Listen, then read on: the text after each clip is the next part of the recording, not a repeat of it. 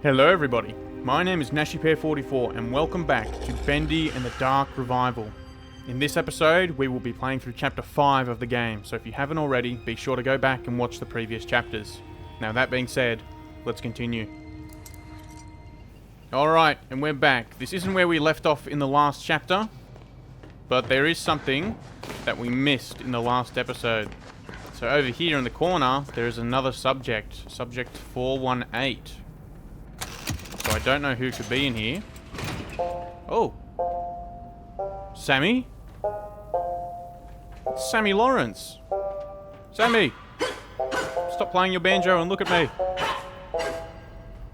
So Sammy's a cycle breaker as well. That I did not expect. Chapter 5, The Dark Revival. Let's stand up. Must be pulling into the station. Let's take a look around. Weapon. Yes. Got our jet pipe. This place isn't as safe as it once was. Okay, Wilson. Oh, signal towers are nearby. Abilities have been disabled. So that's how the towers affect us. Oh, there's one of the keepers. Check around for loot. Don't want to miss anything. It's quite a strange design. We can jump over. Oh, I love looting. Then there's a book. We have another book. This is why we loot. We can find things that we're not supposed to find. There's more on this side. What is this? A gent note. Let's take a read. Old Track 77 is a quiet place these days. Ever since that terrible crash a few years back, people don't like to hang around. Too many strange things keep happening on this platform. Last week, one of the railmen told me they had reports of some train going through that wasn't on the schedule. There were figures standing in the cars, staring through the windows, but it never stopped to let no one off. Just kept on going straight through. Some say it was the Silver Lane Express. The train that crashed. Kitty Thompson. So there's a phantom train. An ink train, perhaps. So as Wilson said, things that are created in this ink realm can bleed through to the real world. Similar to how Audrey was in the real world. Other things can come through. Hello? Oh. Hey, put him down. Well, you're on your own, friend. So we could have just gone through these doors. Alright, there you are, Wilson. The demon's evil continues to spread. This world has begun to Oh, we've got quite the headache.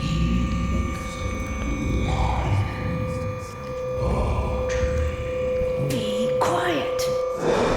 What did you say? Nothing. It was nothing.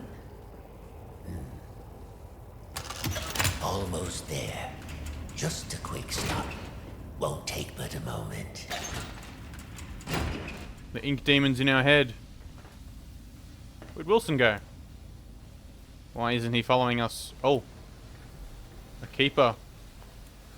Checkpoint. No weapons allowed. What? The subject will stand in the designated location.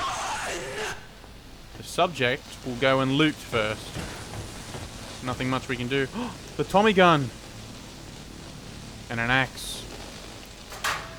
Well, doesn't appear to be any loot. Uh-oh. We're being robbed.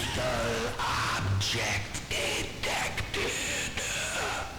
The subject will submit all weapons for further screening. Disarm now. Do I have to? Oh. We'll be back, gent pipe. Don't go anywhere. Remain still for examination. Examination? The subject is cleared for entry. Mind if I just Take it now. There you are, Wilson. Welcome to the civilized world. How do you like my signal towers? They nullify the Ink Demon's powers so he cannot pass them. I wish I could say I invented them, but it seems our friends at the Gent Corporation had a demon problem of their own long ago. So the towers were made by the Gent Corporation. Wow, really, Wilson? Do you really need such a portrait? And now, my dear, if you'll excuse me, I have a lot to prepare. We'll talk later, I promise. Besides, you must be very tired. A quick rest will do you good. Betty will show you to your room. She's my housekeeper, among other things. You never actually killed the Ink Demon, did you? No, he's too powerful to destroy. So we sealed him away, trapped him in a different form. One that was smaller, harmless. Bendy. It was a fitting prison, although he seems to have found a way to free himself. But enough talk. We'll deal with that soon enough. There's some nice fresh blankets all laid out for you. You'll be dreaming in no time. Wait, Wilson? One more thing. If you needed my help, why didn't you just ask? Would you have believed me? Come along, and no more dawdling. This Betty. way now. Wait a minute. That's what the box says in the street. That's for Betty. Do we go back for it? No, we can't go back because of the train. You're here at last. It's so exciting, finally having you with us. We need to find... To give you some bearings, we're currently standing in the south wing. Wilson's laboratory is downstairs. And then there's the north wing. Let me guess. We're not allowed in the north wing. Yes, we need to find an ink delivery system so we can fast travel back to the street. Ink got in there a while ago. And ever since, we've had to keep the north wing locked up tight. I'm afraid it's fallen into ruins by now. All those juicy, lovely books gone to waste. Only keepers go there these days, and they'll tear you apart limb from limb if Wilson isn't with you. So, mind your distance, and you'll be just fine. Well, thanks for the advice, Betty. It's not very often I have guests to look after, especially one I can actually talk to. Almost everyone here either can't speak or they're completely mad. This room? All right, here we are. Best room in the house. You should see where I sleep. Ugh. But this room, just perfect. I saw to every detail. Bed is clean. The bathroom is on the left. Sorry about the stains. I did try my best to get them out. Well, thank you, Betty. Did you have any questions? Is it always night here? It's always dark, if that's what you mean. For as long as I can remember. Are you very old? No. As far as I understand it, I'm something quite new. Although, I didn't turn out the way I was supposed to. One in a long line of failed experiments. But Wilson will keep trying. And do you trust Wilson? This is the realm of the Ink Demon. The shadow hangs over us all. I don't trust anyone. But Wilson takes care of me, keeps me safe. He once said I remind him of something he called his mother. Tell me, is that a good thing, where you two are from?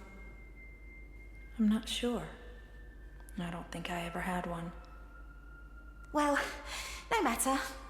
Now, I was told to make sure you get some sleep once you got here. So get nice and comfy and relax. I left something on the table that might just help you nod off. It's my own recipe. Works very fast. Just follow the instructions. Carefully.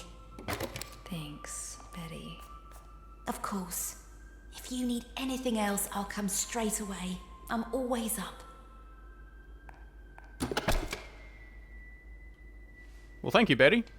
Let's loot the mug and the maiden. She left us a book, and here's the instructions. Oh. Got some tunes playing. The Mug and the Maiden, Volume 1, by Sir Wilton Moore. Chapter 1, The Dangerous Forest. Once upon a time, in a faraway land, there lived a mug of cheese. But it was not an ordinary mug of cheese, as you would find in any home or kitchen of the age. No, this mug of cheese was a distant descendant of one of the 3 grand Flagon kings. The same kings who had charged on horseback to defend their capital city during the unforgettable conquests of the previous century. To which of these Flagon kings he hailed from, the mug was unsure. But still, there was honour and courage in his heart. His family line heralded of deeds long past that had forever changed the course of Stoop history. Did he have a name? Of course, all mugs of cheese have names. This is common knowledge, just as every fruit bat is really named Stanley. The mug of cheese was named Rictor the Cracked. What a name, I can hear you say. Cracked indeed, this mug of cheese bears no damage that I can see. Fall silent, you small-minded bass, for therein lies our intriguing story. Let's begin at the beginning. It was a hot winter day in the forest, one of those days where everything is dull brown. The lake was still, the birds had shut up, and the trees were but sticks in the overcast sky, save for a lone pine that skimmed the clouds above like a painter's brush. It was on this day that Mr. Darble Mouse was in a hurry. He had been named as Vermin of the Year by the society brethren that lived under the old church, and it was customary for the honoree to bring fine port wine cheese to the ceremony. There were only hours to locate some of the precious cuisine. Fortunately, Mr. Darble Mouse knew exactly where to find it, the dark cellar below the governor's castle. But unfortunately, as he approached the loose plank of wood in the old wall, he failed to realize that the heavy rains that had come during the night had passed moisture into the plank, making it far heavier than usual. Thus, when he pushed the plank with all his might, it lifted just enough to push his body only halfway through, but his strength just couldn't contend with the weight of the plank, and his arms failed. The plank snapped back down, crushing him flat. After all, this story is not about Mr. Darble Mouse, or had you forgotten the mug of cheese already? I can see how you might connect the two. Mr. Darble Mouse was, after all, looking for cheese, and we were talking about a mug of cheese just before. Sadly, I must inform you that there is no relation between Richter the Cracked and the rodent who is now nothing more but smushed guts inside the wall. Except that there is, for it was the death of Mr. Darble Mouse that started all the trouble. You see, when things die, they tend to smell, and that's just what Mr. Darble Mouse did. But that's not all. His body, pinned between the outside and inside of the wood wall, had made a perfect passage for the hot winter wind. The wind therefore carried the stench of his decaying mouse carcass deeper into the governor's home, like a snaking, twisting wisp of terror.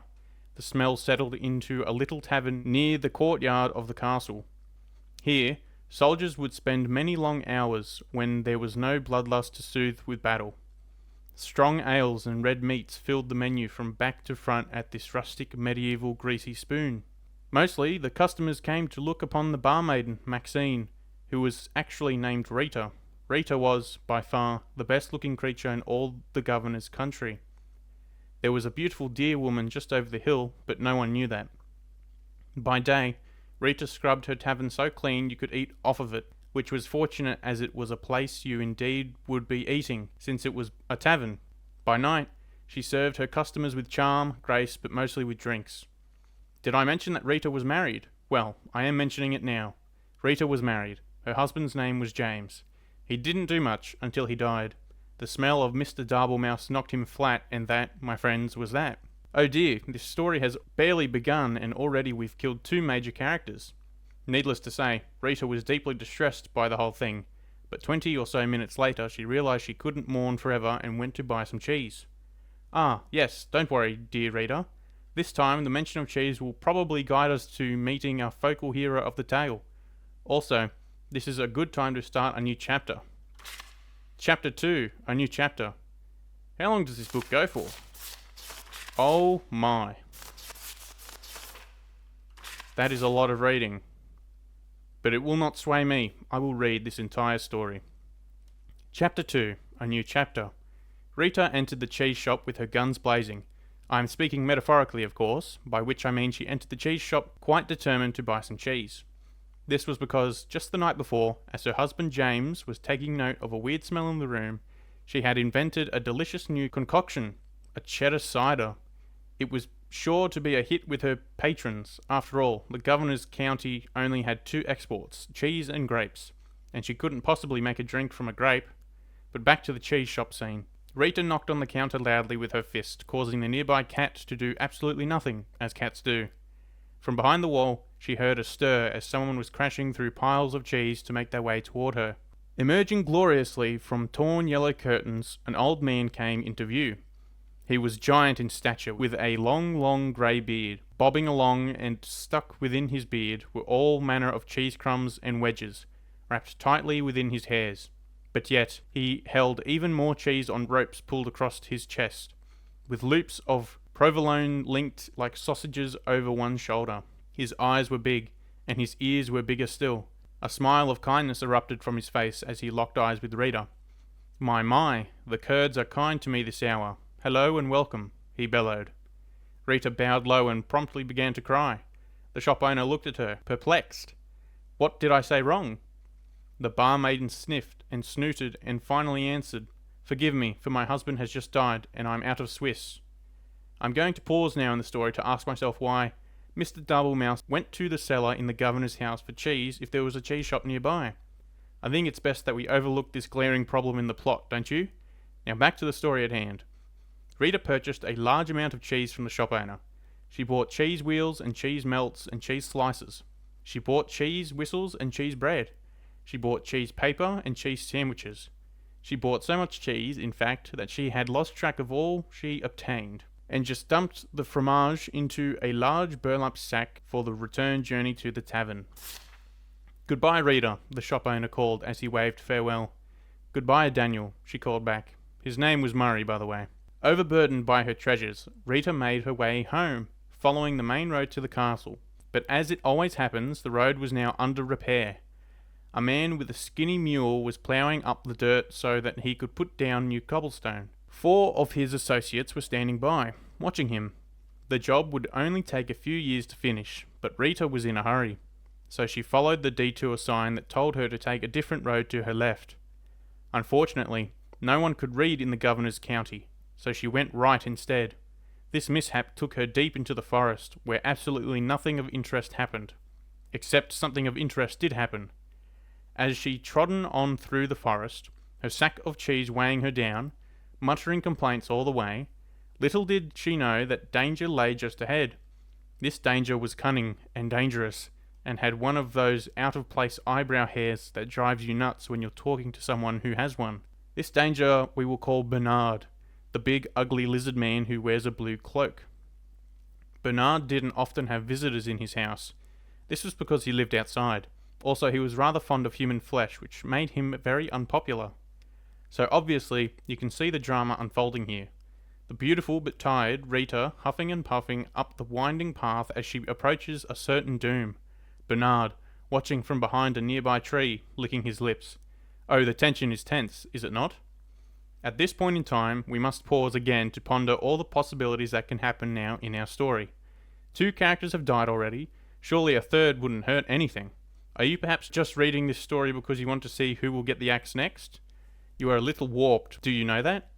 Well then, let's see what happened next. Bernard stepped from behind his hiding place, his eyebrow hair gleaming in the fading sun. Dear madam, why must you pass through so fast? He called with his eyes glimmering. I must get home, Bernard, because, for one, it's getting late and I have customers to serve, and second, because you eat people, Rita replied. Poppycock, balderdash, codswallop. I won't hear these lies against my character, he detested, for I, Bernard, the big ugly lizard man who wears a blue cloak, have completely reformed myself. Rita squinted suspiciously at him. You have? Bernard put a hand to his heart. I I no longer prowl or pounce. I won't attack or bounce. I will not kill or maim or tear. I won't crush or even bite you anywhere. I promise I won't devour any more. My gosh, you've become a bore. If you aren't going to be the danger in this story, then I've come all this way with 100 pounds of cheese for nothing, Rita grumbled. She boosted her sack further up her shoulders and turned with an angry grunt, but Bernard waved after her in a panic. Wait, it's all a ruse. I intended to eat you, dear woman. I swear it, he cried. It's all a trick, you see. A new angle. It worked on some guy yesterday. Oh, please stay. Rita sighed, her strength just about gone from the long adventure she had taken since she left home that morning. She turned back to face Bernard. All right, she said, but your part in the story better lead to an unexpected turn of events. Oh, it will, Bernard clapped and waggled his clawed finger to motion her to draw nearer. Just wait until the next chapter. Chapter 3, the next chapter. All looked quite dire for Rita. Bernard had her within his grasp. Surely it would just be mere moments before his jaws collapsed upon her head. Oh, what a horrible end for Rita. Needless to say, I am worried for her. But, as luck would have it, miles and miles away, 20 years earlier, something amazing happened. 2 mugs of cheese, a Gouda and a mozzarella, welcomed their first son into the world. I don't think I need to tell you his name. It was Dave. No one liked Dave. After that, their second son came forth, Richter the Cracked, just called Richter at the time. Richter spent his early life stealing cowbells and putting them on skunks. This way, people always knew when danger was nearby. Needless to say, Richter was one smart mug of cheese, but all could not remain perfect forever. And suddenly, the great skunk famine began. Richter found his world in array, and he sought a new purpose. Fortunately, there was an opening in the governor's county for an adventurer at the time, and since he was a descendant of the 3 grand Flagon kings, he was boosted to the head of the line, because as we are all quite aware, even in olden times, it's not what you know, it's who you know. Thus the adventures of Richter began. He braved deep dungeons, he slayed the great beasts, he climbed the highest mountain peaks, he sailed around the world despite the fact that he didn't own a boat. Richter was truly the stuff of legend. But did I mention the curse? Yes, fair readers, there is a curse. A fiendish and terrible curse. One morning, while Richter was in the governor's county, he came upon a witch named Witch. This witch had just pulled a pound of cake from her oven, where she then proceeded to start ingesting it, right there on the front walk of her home. At once, Richter knew this creature was pure evil. Eating cake this early in the morning, and without ice cream? This was truly a fiend that needed to be vanquished. Richter jumped her fence and pulled his sword. Would you like some pound cake? The witch offered. It looked quite delicious. Richter would not let himself be seduced into early morning cake, so he approached closer with his weapon at her throat. The witch began to sweat, with a mouthful of crumbs. I also make a mean scone if you want to wait. Now no gentleman or gentle mug could refuse a good scone, so Richter withdrew his sword and patiently waited for the witch to create these new buttery pastries. But what he didn't know was that the witch accidentally had bumped her table and added within the mixture a vial of cursed liquid. See? I told you there was a curse. You were fair warned. The moment Richter ate one of the scones, he fell into a deep sleep. The witch, baffled, finished her cake and proceeded to get a civil service job in a nearby town. As the years rolled by, all that remained of the witch's house was carried off by elves and her garden became overgrown. This left only Richter asleep in the forest, with no end to his dreaming in sight. But the story thankfully does not end here. For, as luck would have it, a giant man covered in cheese, with big eyes and big ears, wandered past the sleeping mug. In case you've forgotten, this was the cheese shop owner, Murray, sometimes called Bill. Unable to resist cheese of any kind, even a mug of the stuff, Murray took Richter to his shop and set him on a shelf. Here, Richter sat for many years until this very fateful day. You see, in Rita's haste to gather up all the cheese she had purchased, she had swept a few things that did not belong to her into the sack as well. These items included the cat on the counter, a personalised pen, Murray's cash box, I think she'll be hearing about this one eventually, and last but not least, Richter himself, still deeply asleep. So now that our 2 stories have come together, let's discover what happened next to Rita and Richter in the climax chapter. Chapter 4, the climax chapter. It was the same hot winter day in the forest, and Mrs. Double Mouse was finally starting to get concerned.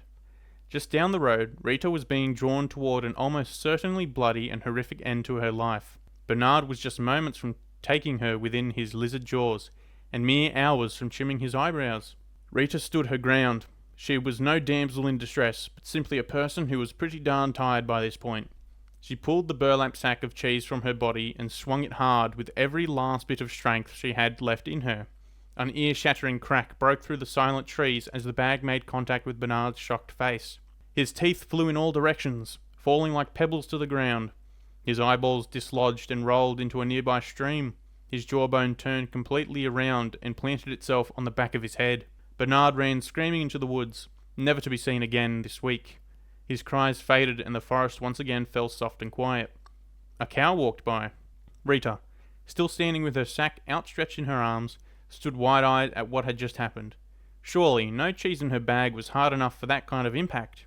As she placed her burlap sack upon the dirt and peeled it open, she was amazed to find Richter, the mug of cheese, inside and looking quite dazed. He had awakened, and the curse was finally lifted. Somewhere behind a desk, the witch looked up and nodded with a smile. But, oh dear Rita, look what was now upon his mug body, a giant and elegant crack. The very mark of a warrior. His hero's journey was finally complete. Richter the Cracked had emerged. Yes, it's true that Richter really didn't do anything important in the attack on Bernard. Just by Richter being where he was at the perfect time, he had saved Rita. The fates were with them. Richter and Rita talked and laughed and ate cheese until the sun went down. Finally, they packed up their picnic and headed back to the tavern where they were met with cheers of excitement. This is mostly because the guys had found out that Rita was now single. As the night wore on into the early morning of the hours, the tavern remained alive in the castle courtyard with singing and dancing and cheddar cider.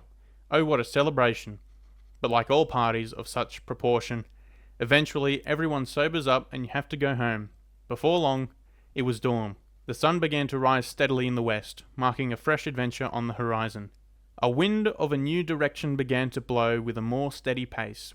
It skittered across the ground and found its way between the floorboards of the governor's castle. Here, against all odds, it found the barely remaining body of Mr. Darble Mouse. The wind carried the stench far beyond the borders of the castle, over the mountains and deep within a dark cave where Evil slept.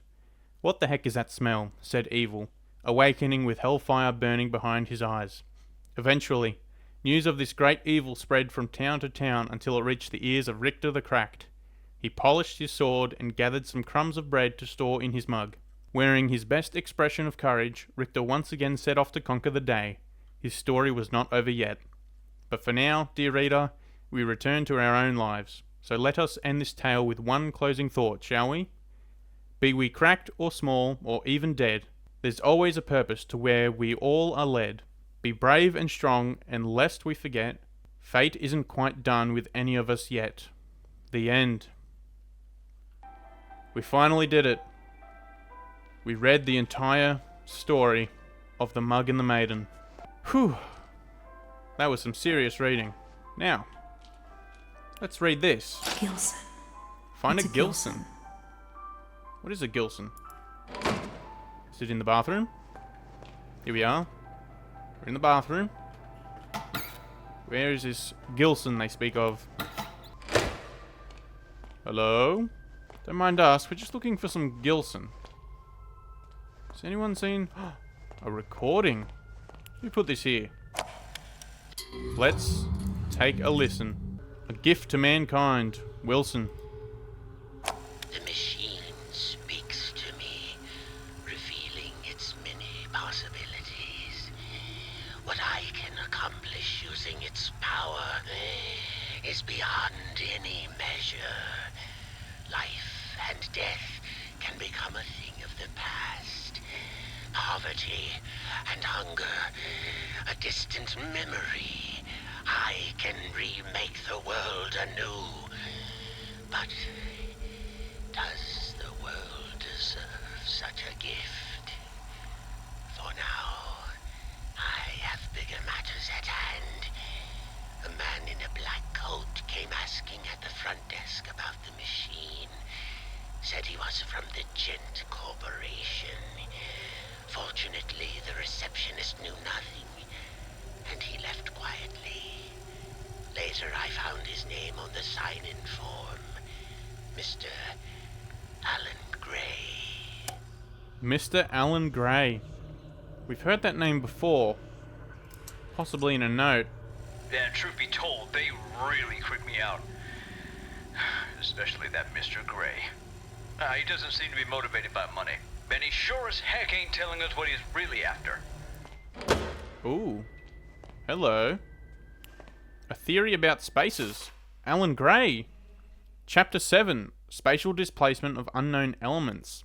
Let us imagine a long wire stretching between 2 points in known time. We will call this length of time the euphonic base. From here, we can dispel all needs of societal normalcy and all typically understood junctions of the world we know as the present. Once the euphonic base is achieved, it creates a shared understanding that there must be space around the wire that is not the wire itself. This space, a Cromley vacuum, could be in itself a host to many wires, running in as many directions as we can perceive. Using a vessel of flow, a flux break, we can escape from our wire to another wire. This allows us to not just reveal these alterate timescapes, but command them with a larger understanding of their existence. Further still, in theory, we can bring elements of one world into another, displacing matter into a new state regardless of the current host wire's rules. The reality and function of the elements becomes a new euphonic base. Well, that didn't tell me anything. That is actually quite an interesting read. It's to do with the separate realms of the Ink Realm and our reality.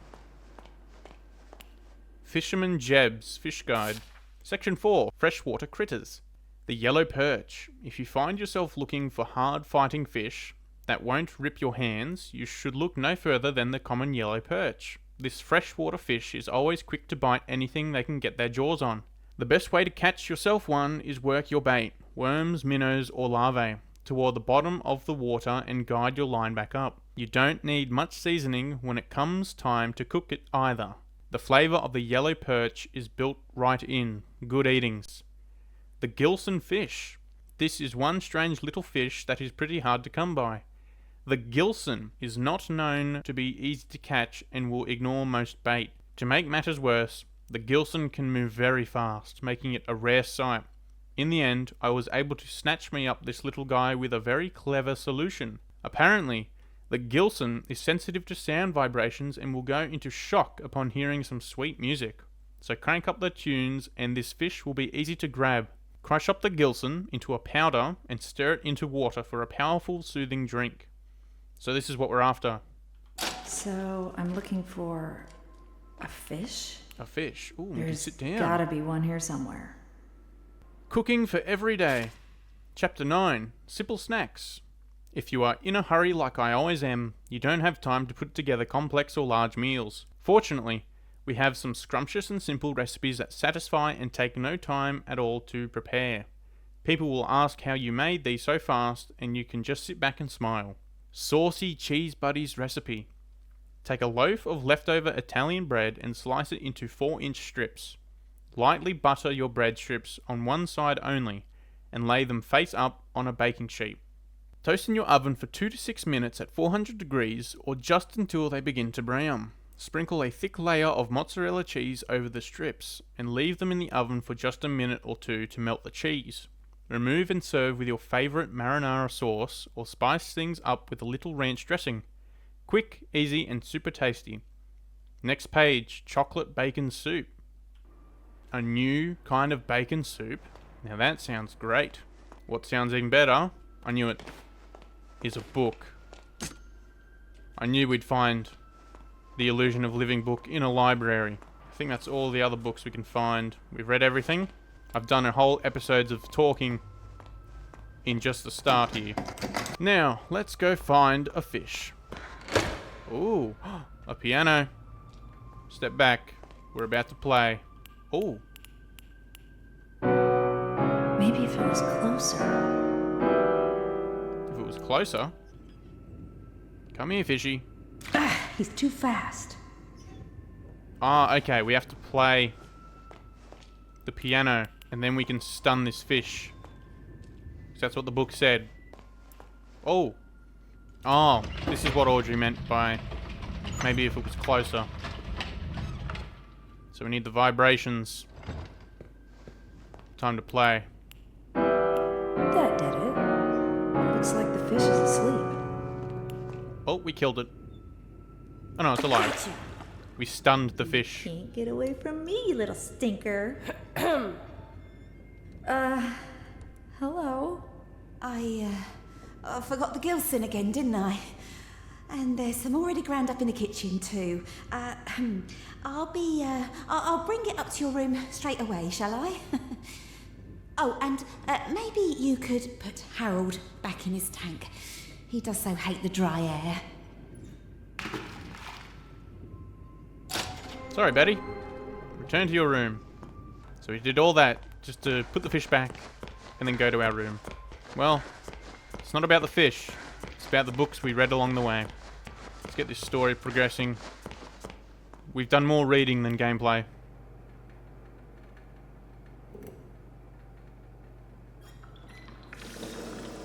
Now, just 3 sips of water. That is not water. 1. Ew. 2. And 3. 3.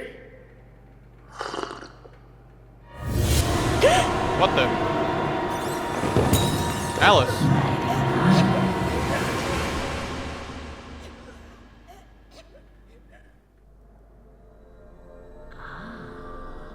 Awake at last. I was almost afraid you'd miss my party.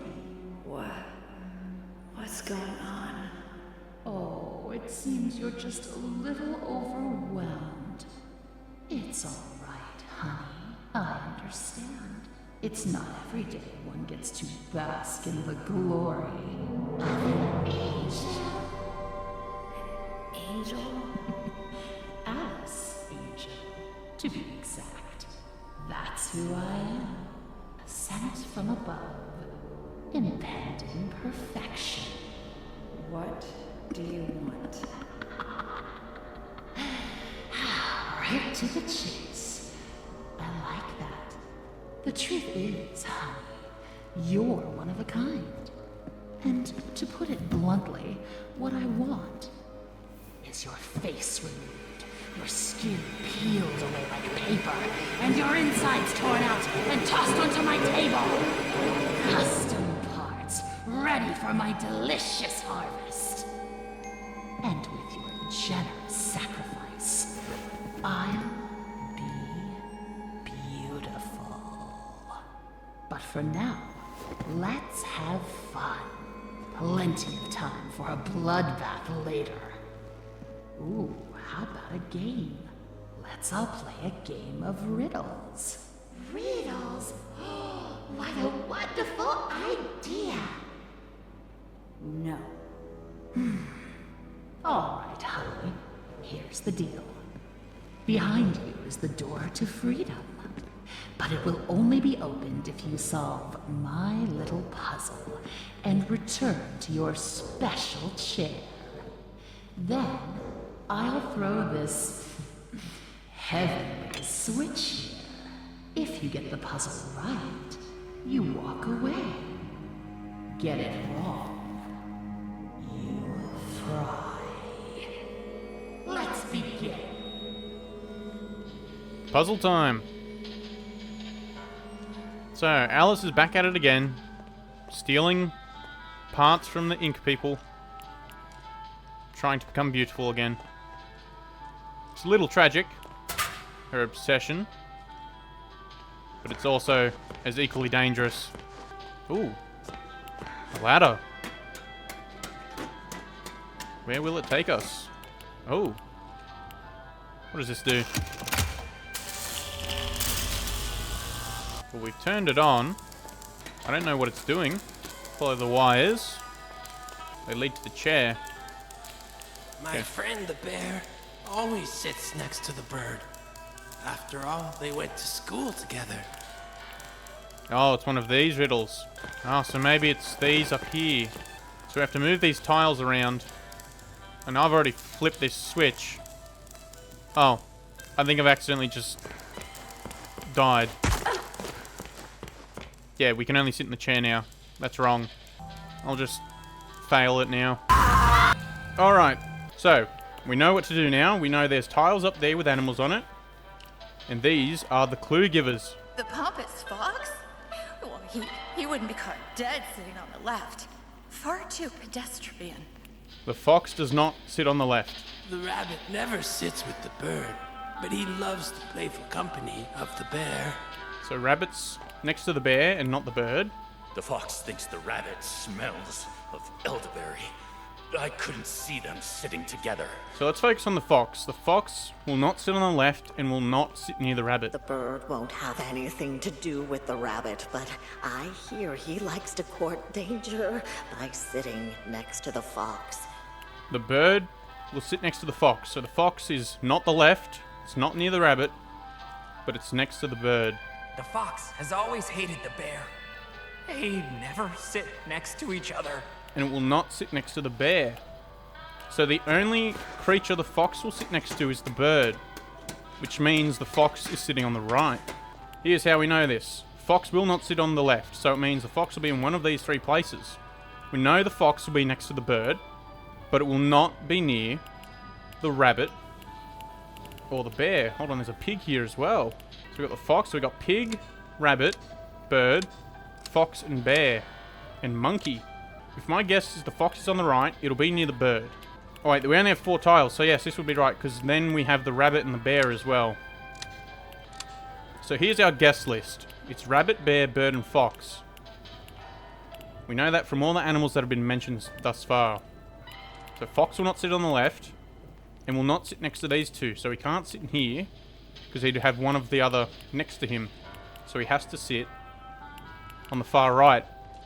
And the bird will be next to him. Now, let's see.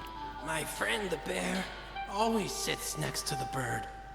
After all, they went to school together. The bear and the bird sit next to each other. Fox. The bird won't have anything to do with the rabbit, but I hear he likes to court danger by sitting next to the fox. So I think we've got the right order. With the rabbit on the left, then bear, bird, and fox. The fox. I think we have the combination. So the fox is here, bird's here, the bear loves sitting next to the bird, and the rabbit likes sitting next to the bear. The rabbit and the bird won't be near each other. The fox won't be near either of those two, and won't sit on the left. So we have the order. I'm confident. This is it. Now let's go sit in our chair. Here we go. Hold on tight, honey. Here it comes. 3, 2, 1.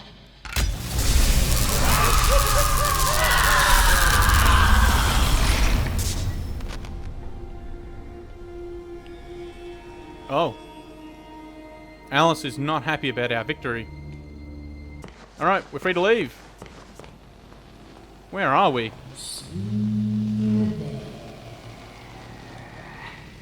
Nobody likes a party pooper. Please leave us alone, Alice. Oh. If it isn't our trusty pipe. It's been returned to us. Oh no! We can't use our abilities. Oh no! Stay back! Back! Oh my god, we're on the brink of death. That could not have been closer. Please give us food. Oh yeah. Feeling much better now. Another stack of cans. There's a lot of can stacks around. Now, let's actually look at this schematic we got in the last chapter. Because we couldn't find a upgrade station. Gent Coil Stun Mod. Double charged gent pipe will stun keepers on impact. We can stun keepers. And we have just enough parts. Well, not just enough. We have the required amount. Gent's finest. Create the ultimate weapon. Stun pipe. Disorient keepers for a fast getaway. Use stun pipe to escape the clutches of the keepers. Double charge your gent pipe to overload a keeper on contact.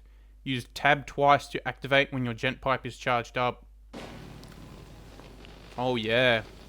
Let's power down this tower and get our abilities back. Nice. Now we can recharge. Excellent. So there's the ladder there. We can actually just flow right up. Hello. My guess is we're in the North Wing. Yeah, look at all this Alice Angel propaganda. Oh no! Alice took the Tommy gun. Humiliates an angel. No one. Hold still, honey. This is gonna hurt.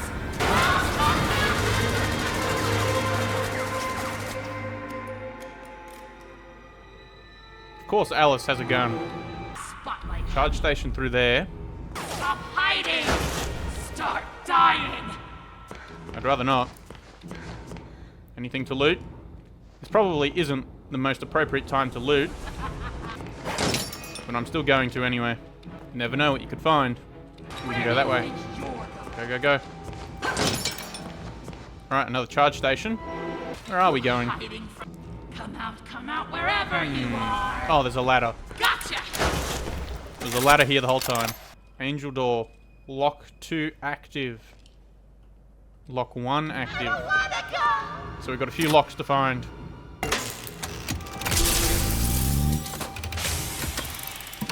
So now we know what the charge station's for. Ow. No, you're out there. Here it is. Here's one of the locks. Nothing in here. Pull the lever. There we go. One lock down. Another lock must be on the other side. Oh, hello, breakable wall. And a power up. Get out of here, Bendy. Stack. Take the battery. Here we go. Let's balance it out. Get some more health. Perfect. Oh. Pro gamer. Come out wherever. Where's the ladder on this side? Oh, this fell down. Nice, we can go up. That's precious. We need to charge though. Tactical recharge. Oh. There we go. Open the door. What's inside? Just the lever. Now the other lock's open. And that should fall down, I'm guessing.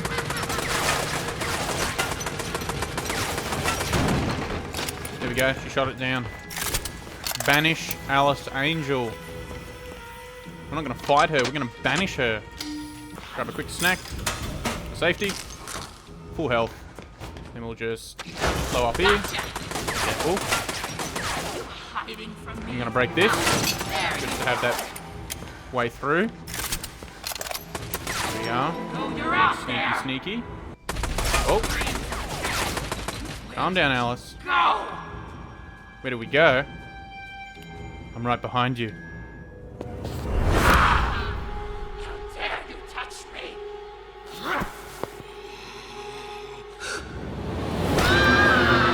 Whoops. Ouch. We've fallen from bigger heights.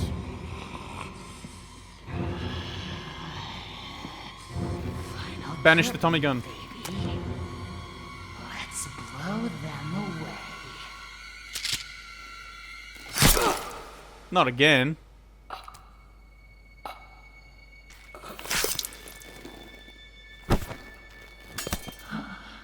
My face. You have my face. It's our face.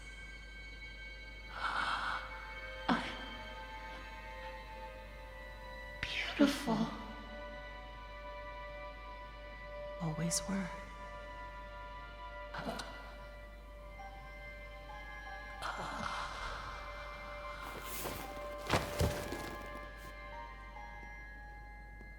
Why does this feel so familiar? Are you all right, Audrey? Alice, I cannot begin to tell you how good it is to see you. And hello, Tom. This must be your wolf. Audrey, meet Tom. He's my protector. My friend. You both got here just in time. Now I understand why you don't like being called Alice. The machine creates many of the same forms. At least on the outside. On the inside, we're all pretty different. Well, from now on, I'm gonna call you something other than Alice. It just doesn't suit you. Oh? What do you have in mind? Allison. How about Allison? Yes. It's not bad. Okay, I'll try it out. But only if you can tell me what in heaven's name you're doing in Wilson's retreat. Wilson! I almost forgot. I have to get back right away. Are you crazy? Wilson's our enemy. Do you even know him? Have you ever talked to him? I've seen what he's done. That's good enough for me. Look, it sounds like he has a plan to kill the Ink Demon. For good. And I think he can help us all. I just need to go back and hear him out. Well, if it's true, you'll both need as much help as you can get. The Ink Demon won't go down without a fight. Tom and I will gather some of our friends. Anyone who's left. Good luck, Audrey. You too, Allison. Mind if I take this? Oh, Allison took the Tommy gun. Oh, man. I would have liked some serious firepower. Oh, we can pet Tom.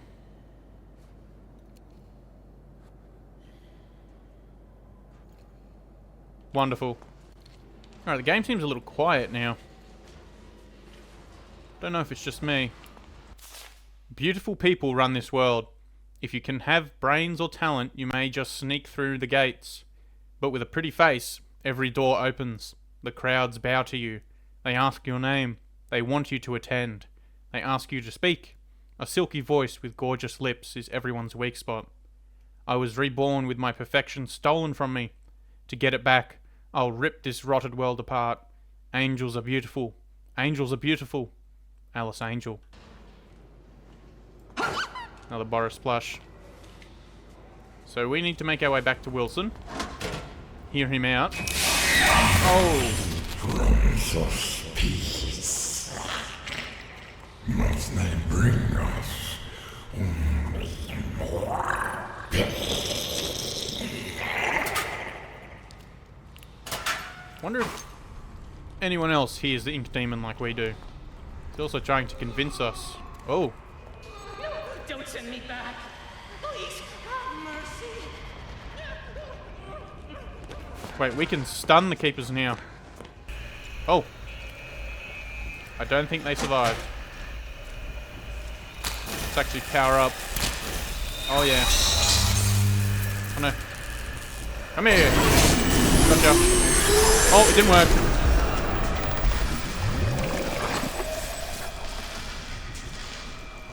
That's strange. That should have worked. I wonder why it didn't. Oh, but at least we found this now. So now we listen. In plain sight, Wilson. It's been years and my face is still a mystery to my co-workers. They don't know me. They avoid me as if I carried some infectious disease. At first, this was an insult, but now it is a gift. With the right costume, I can play the part of anyone.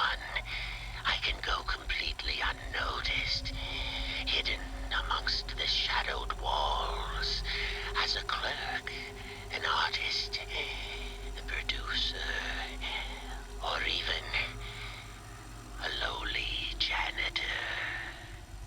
So who is Wilson? If he's pretending to be a janitor, who is he really? Sneaky, sneaky. And loot. Bed Ed.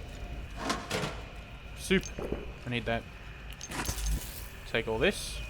Now we'll wait for the keeper to pass by. Keep on slithering. Give it a moment before we jump out.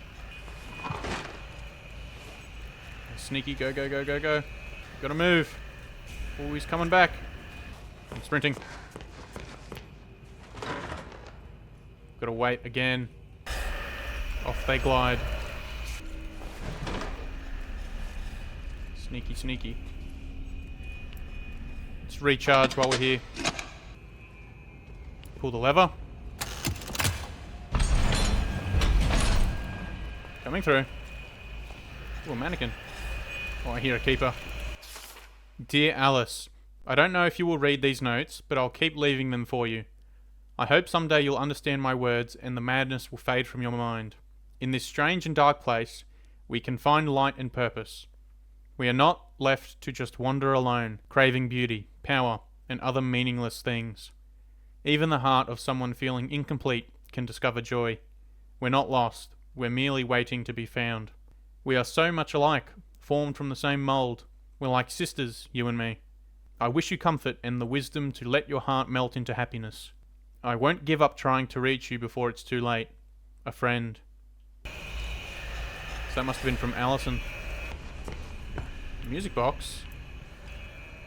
What does it do? This music box could make a good distraction if I can fix it. A distraction? Need a key. Fix the music box. Oh, well, look at that, a ladder. Oh, that's bad. Charge it up. Yes, good stun. Phew! Alright. So, I think we didn't hit him properly last time. Don't mind us. A note and some soup. They said he killed my lord. They said the ink demon fell. They said I was a false prophet. But I say my lord lives. But I say he will return. But I say you better watch your back, Mr. Wilson. Can I get an amen? Yeah, this is Sammy Lawrence. So Sammy's written quite a few of these notes. We can tell it's him from the way he writes them. One of the early notes we found, it was because it was rhyming that we guessed it was Sammy. Sammy likes rhyming his ramblings. And then the one after... Ouch. And that one said, can I get an amen? Which is what he asked in the first game. Up. Up. Phew. We're on this side now. We can drop down into here. But I don't know if that's a wise decision just yet. I'd like to see what this keeper's up to. What are you hiding back here? I don't think we have enough charges to stun, so we need to be extra cautious. We'll follow behind. Go, go, go, go, go, go. Get in here. Get in here. Oh, they turn around. I knew it. Good decision jumping into this hiding place. Alright. I think it's safe to walk. There's a locker there. What's through this way? Toolkit. Here we go. This must be where the part is. Take this. The key. Got it. Autosave. That's what we like to see. What shall we do now? We need to go fix it. Careful. Easy does it. Go, go, go, go, go. Let's go fix this music box. Now we'll go across here. Oh. The door has been opened. Oh yeah, super sneaky. Oh. Hello. Are you alright, sir? I don't think he is. There's only one way to go. Oh, party towers. That's what's blocking our abilities, and the keepers are keeping it. There we go. Come on, fix. Go. It's not letting us. Must be missing something. Oh, you can actually go up here. Let's do this first. Could find a charging station. That would help. Alright, thanks for the components. And the cash. Fully charged gent pipe. Oh, yeah, not going that way. Need to fix this music box first. We need to get in there. So we've got to go back and charge our pipe. Alright, we're good. Let's check inside. Might find a blueprint to fix this box. Hello. I'm looking for a certain book. Do you happen to have The Illusion of Living by Joey Drew? I've been meaning to check it out for some time. Ooh, I'll take these.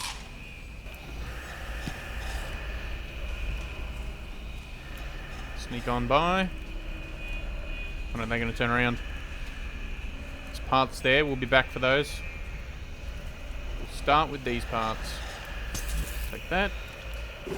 Loot this. We go for books. Here we go.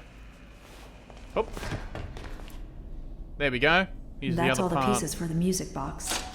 Nice. You'd think with all these books there'd be the book we want. Okay, yeah, you go on that way. Let's see which way they go. Don't mind us. We'll go steal these parts. Thanks. Alright. Good to go.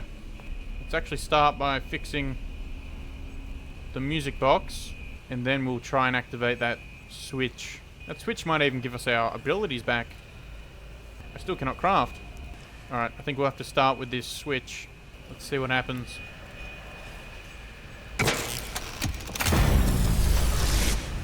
We were right.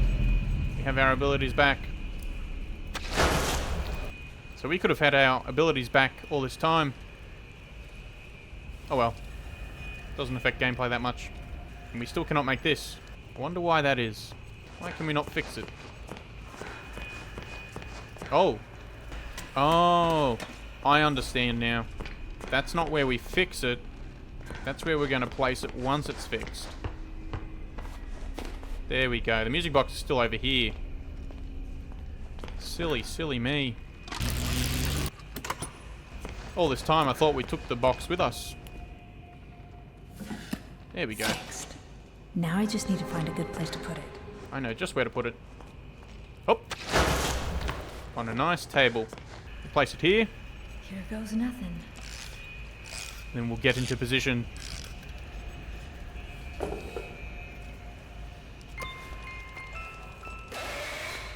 That's right, go to the music.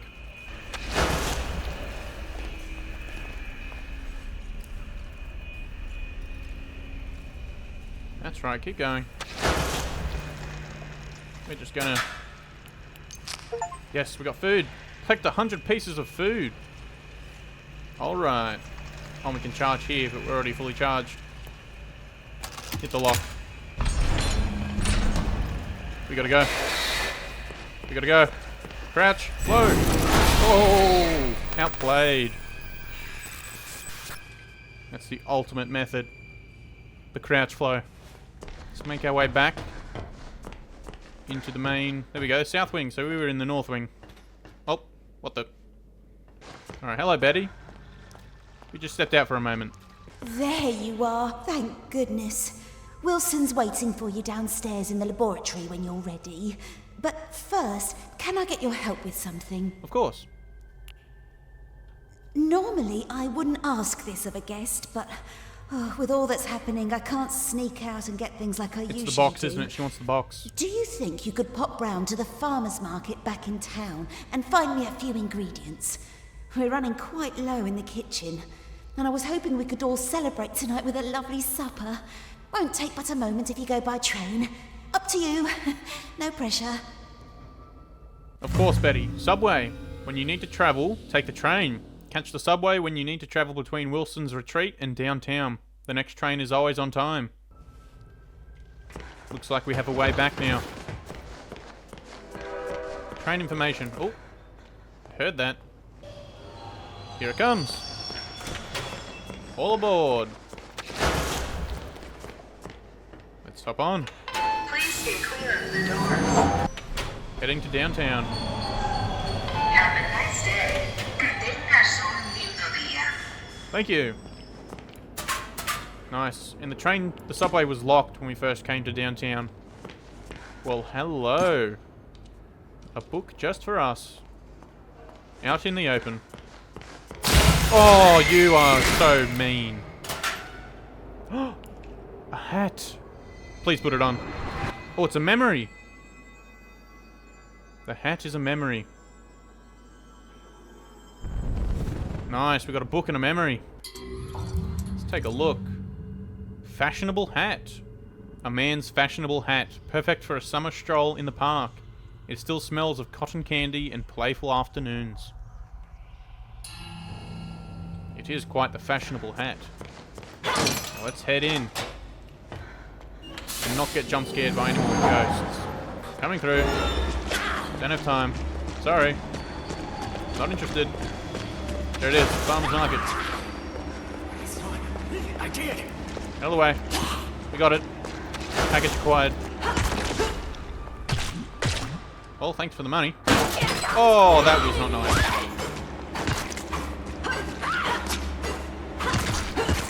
Strafe. Just got to sidestep. Okay, we have the ingredients. Oh, you again. Told you no more jump scares.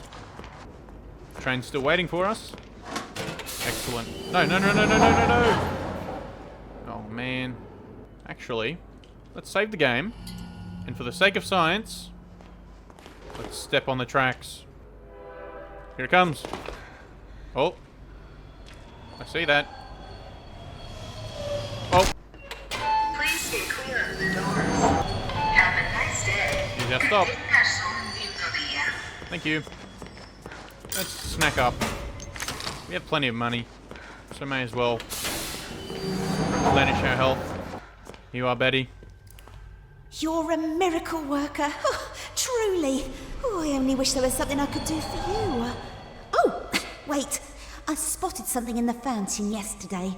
Don't know what it's for, but you're welcome to have it. You better go see Wilson downstairs. He's been waiting ages. Something in the fountain? Oh boy, oh boy. Is it a power-up? What is this? A memory. Wait, a cracked mug? Is this Rictor the Cracked? The mug of cheese was named Rictor the Cracked. What a name, I can hear you say. From the book? Picked up a memory.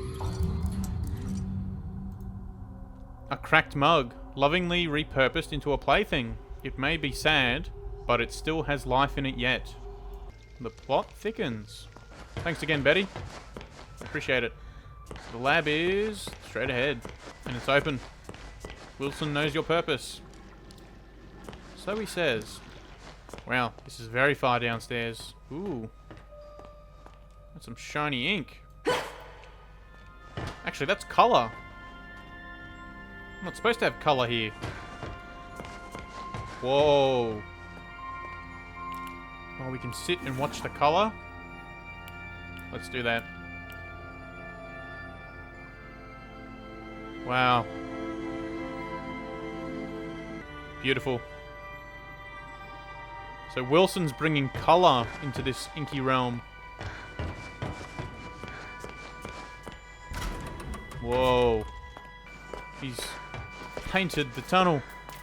Wilson knows your purpose. But do we know Wilson's purpose? Look. He's painted everything. Hello? Ooh, the ink is flowing. Audrey, you made it. Good. Come inside, my dear.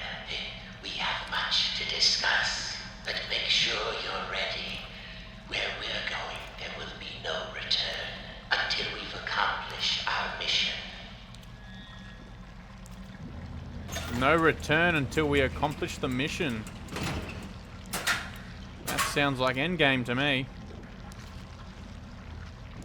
So that was a warning from Wilson. We're about to enter the endgame. Oh, I'm conflicted. Should I make that a separate episode? Or should I just make this a super long episode? Well, we've done everything else, so I think we'll just go straight in. Super long episode, let's do it. Thank you for coming all this way. The Ink Demon is a formidable foe. To truly destroy such a monster, he must be dethroned, humiliated. For months now, I've been working on something that will do exactly that. It's got the ink machine blueprint. The demon, and put a new deity in his place. Stronger, more powerful, and controllable. Oh no, Wilson's Together, made another demon. We just need to unleash our ultimate weapon. Come, let me show you my creation. What have you done with all those colours? Oh. Isn't he beautiful? Simple but elegant. A treasure. Powerful beyond anyone. the ink demon will fall, and we can have peace at last. It could work, but it sounds risky. How will we control him? We don't want to repeat Joey's mistake. No, we don't. All of the factors must be perfect. The right design, the right science, and the right soul. At last your purpose is revealed, Audrey. This is why you're here. With your soul inside him, my creation will live forever. Stay away from me. You're insane. Come now, Audrey. Part of you knew this was your path. Leave yourself behind and ascend. I thought you said we needed to save your father. I thought you had a plan to send me home, to make everything right. I lied. My father is beyond hope. Perhaps you know him. Nathan Arch, owner of Archgate, industrial genius, business tycoon. For years I've lived in his reaching shadow. He always had time for the grand creatives of the world, the doers, as he called them. He knew only the best, the biggest thinkers. How could his lowly son ever hope to compete with that? But now, thanks to you, I can. No need to struggle. My signal prevents you from using those devilish powers of yours. And more importantly, keeps the ink demon from getting in. It's time to die, Audrey, and live again as a god.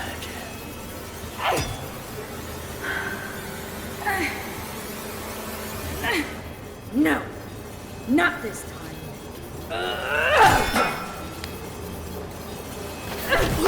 Oh no.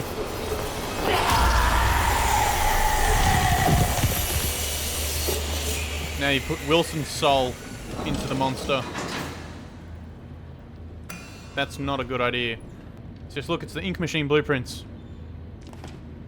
Is this the gen pipe? Oh, it is. See, look, that's the battery pack.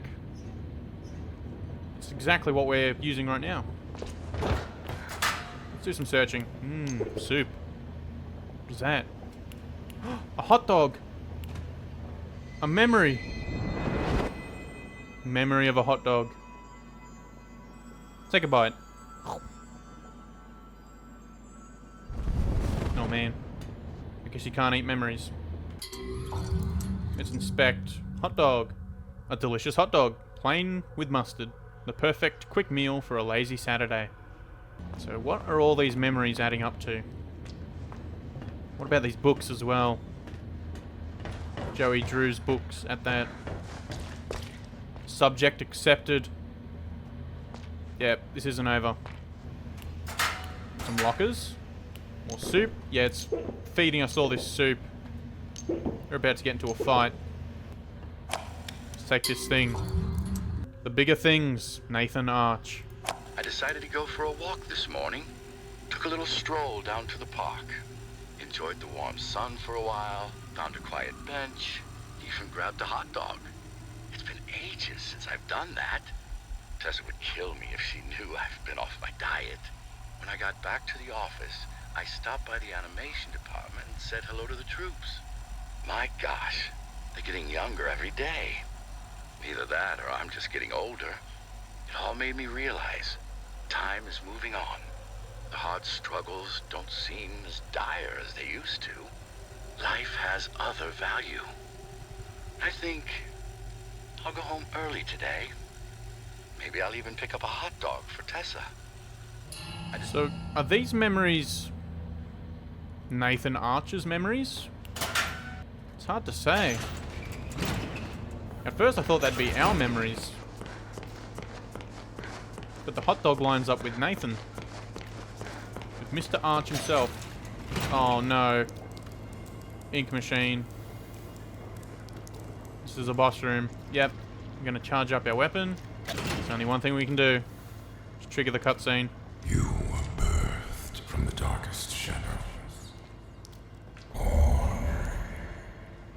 Ink demon's coming. Time to ask the question. Oh. Switch. And here's the towers that suppress our abilities.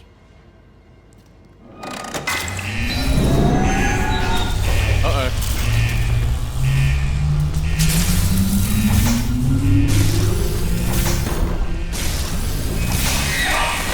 Ouch.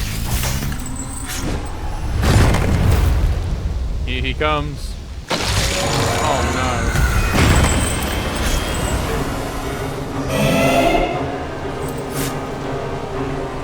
Is that Wilson in the center? Whoa.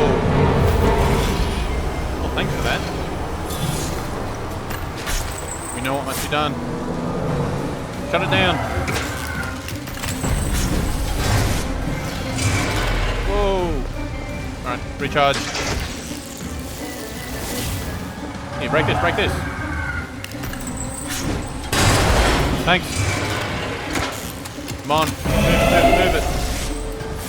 Move it. Ouch. Who did that? Oh, we're getting beaten up. Leave us be. Back. Back, I say. Loot him. Oh, we gotta recharge. There we go. Ouch. Here, break this one. Break this one. Thank you. There we go. That's 3 towers down. Go, go, go, go. Recharge, recharge. Yeah, he can't hurt us when we're recharging. Whoa. Yeah, over here, over here. Ouch. Use your anchor, use your anchor. Alright, there we go. Final tower. Yes. Go. Get out of here. Back. Leave us alone. Loot him. There we go, we've got our abilities back. Loot them all. Oh no! What are you doing? Okay, come on then. Come on. Smack him. Back up, back up. What are you doing? Dodge. Smack him. Here we go. Oh no. What do we do? Ouch. Oh, you're stuck. Oh, we got hit him in Wilson's head. Oh, we can go up here. No, we can't. No. Ability, come back. So we just gotta smack him when we can, and then when he does that silly swinging ability, gotta hit him in the Wilson head. Maybe we can get around. Oh no. Where can we go? Out. There we go. Hit Wilson. Come on.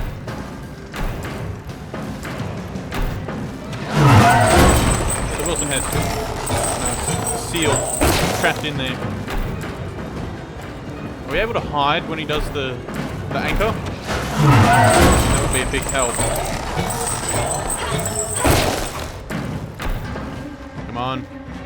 There it is. That doesn't work. Just have to take it. There we go. Banish. Oh, we banished Wilson. Oh no. Oh no. Help! Ouch. Oh, we've lost our legs. Bendy! Oh, wow. This creature makes Bendy look small.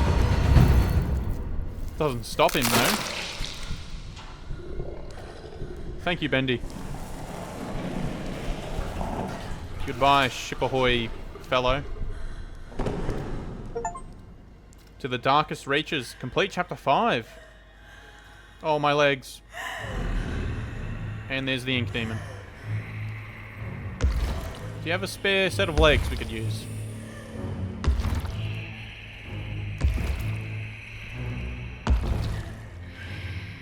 We're in trouble.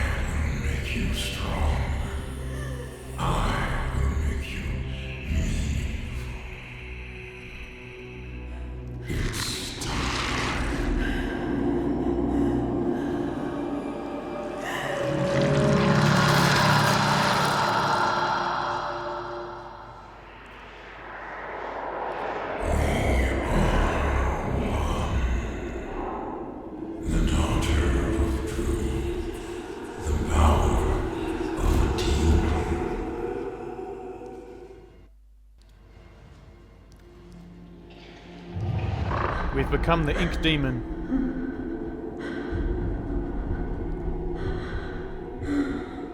What's happening to me?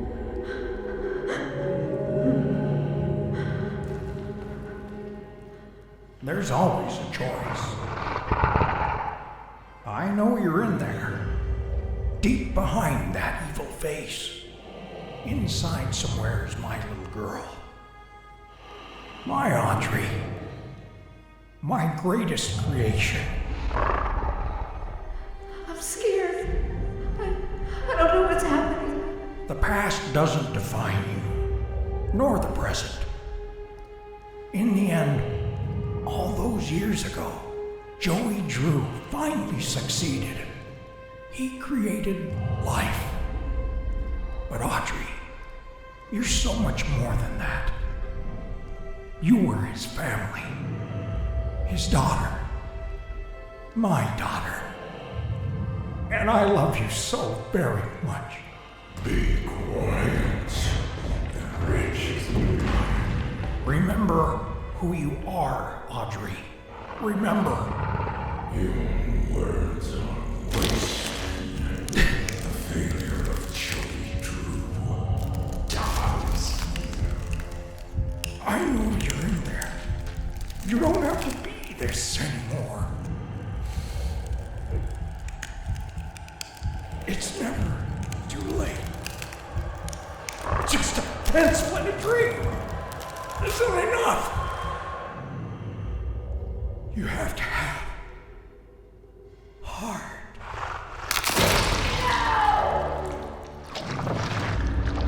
The future is sealed.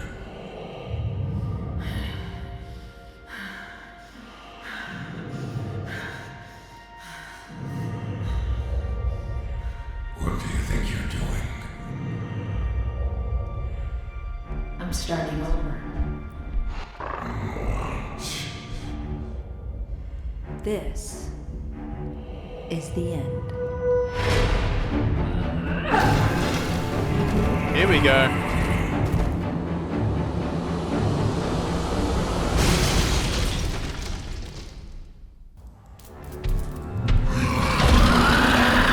Oh, whoa. We're the super demon. Left mouse to smash open doors. Oh yeah. Watch this. Get away. Move it. You cannot stop us. Break through. Go, go, go. Keep it moving. Oh. What does that do? Oh, we can sprint. Yes. Go, go, go, go. Get a move on, get a move on. Move. There we go, we're moving. Ooh, what's that light? No, the light, nothing else. Go, go, go. Break through. Move, move. Come on. We have to break the cycle. Uh-oh. You think you can stop us? You are selected. There can be no victory. Now, you will die.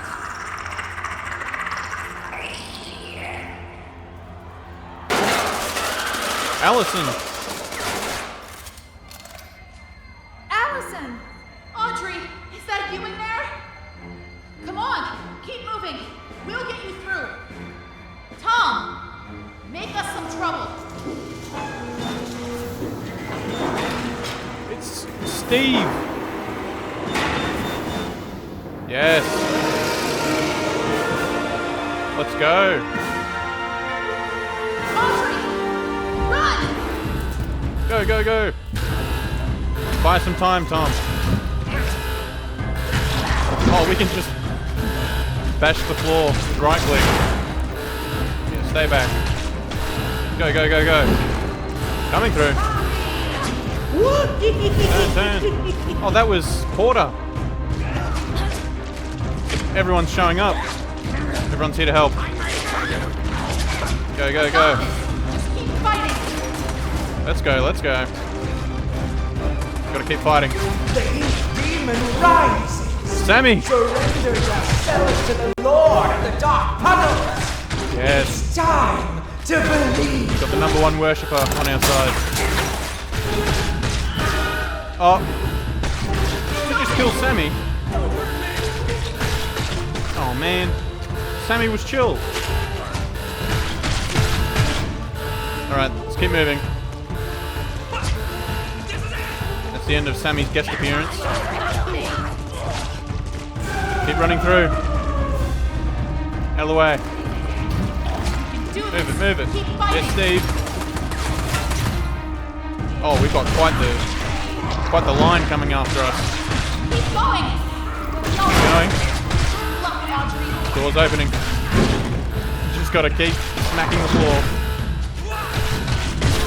Almost there. Did Steve just eat one of them? No, he's pounding the ground like us. Although I wouldn't be surprised if Steve ate one of them. He's a hungry ink fellow. Out of the way.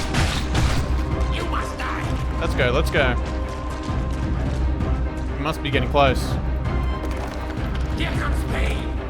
Dead end. Dead end. Now what? Need some help? Henry! You came. Some battles are worth fighting for, even a million times. Come on. I found a projector up ahead. Run for it. Oh yeah. Let's go, Henry. Well then, we'll just have to do better next time. Let's do it. The end. Here's Steve. Way to go, Steve. There's Allison. There's Heidi. Looks like the gang's all here. Here's the projector. Is this Norman's head? The end. It's time to play it.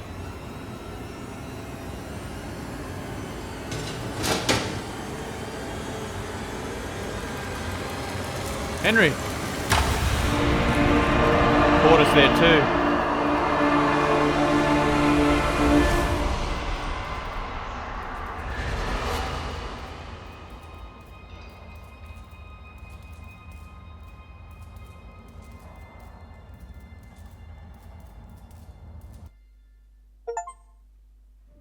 That is a lot of achievements.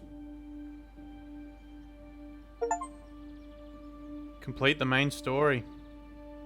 Here we are. This is Joey's old apartment. My father once told me that just because we're born of darkness doesn't mean we belong to it. We're always free to choose. And here, at the very beginning, there's a choice to make. My father's cartoon world was now mine. To rule, to watch over, and to protect. I can make the cycle more bearable for my friends inside. But as for me, I'm the first of my kind. Born of ink, but living in flesh. Joey's world is escaping into ours. So, what's next? Bendy! Who can really say?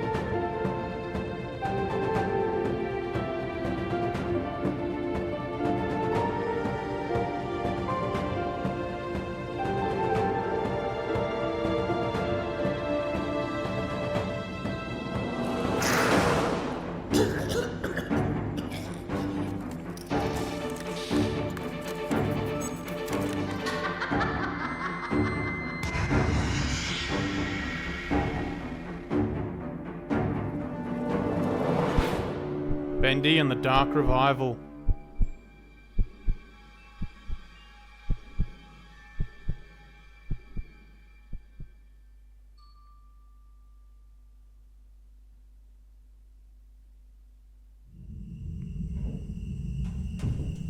It's the Ink Machine. Gent Corporation.